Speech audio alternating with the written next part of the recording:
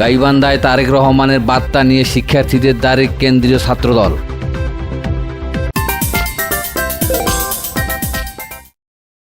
আসসালামু আলাইকুম। এমকে টেলিভিশনের নিয়মিত সংবাদে আপনাদের স্বাগত জানাচ্ছি আমি আশুরা খাতুন নদী। শুরুতেই শুনলেন সংবাদ শিরোনাম, এখন ডেস্ক থেকে বিস্তারিত। ছাত্র জনতার গণ অভ্যুত্থানে ফ্যাসিস্ট শাসন ব্যবস্থার পতনের মাধ্যমে আগামী দিনের একটি গণতান্ত্রিক সাম্যর ভিত্তিতে মানবিক মর্যাদা সম্পন্ন ও সামাজিক সুবিচারপূর্ণ বাংলাদেশ গড়ে তোলার প্রত্যাশায় ছাত্র ছাত্রীদের মতামত সংগ্রহে গাইবান্ধায় বিভিন্ন শিক্ষা প্রতিষ্ঠানে উপস্থিত হয়েছেন বাংলাদেশ জাতীয়তাবাদী ছাত্রদল কেন্দ্রীয় সংসদের নেতৃবৃন্দ। 27শে নভেম্বর বুধবার সকালে গাইবান্ধা সরকারি কলেজ মাঠে সাধারণ শিক্ষার্থীদের সাথে মত বিনিময় করেন ছাত্রদল কেন্দ্রীয় সংসদের সহসভাপতি নাজমুল হক, যুগ্ম সম্পাদক কাউসার মাহমুদ ও জামিল হোসেন মুরসালিন।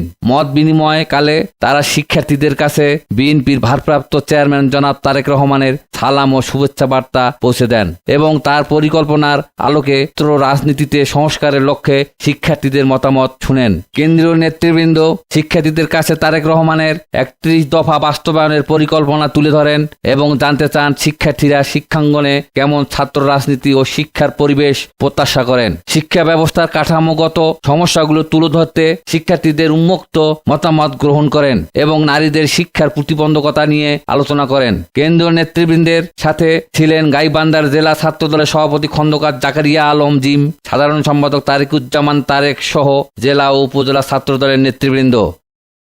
Mahfuzul Islam Masum, news desk, MK television. শেষ করছি এমকে টেলিভিশনের নিয়মিত সংবাদ। এতক্ষণ সাথে থাকার জন্য সবাইকে অসংখ্য ধন্যবাদ।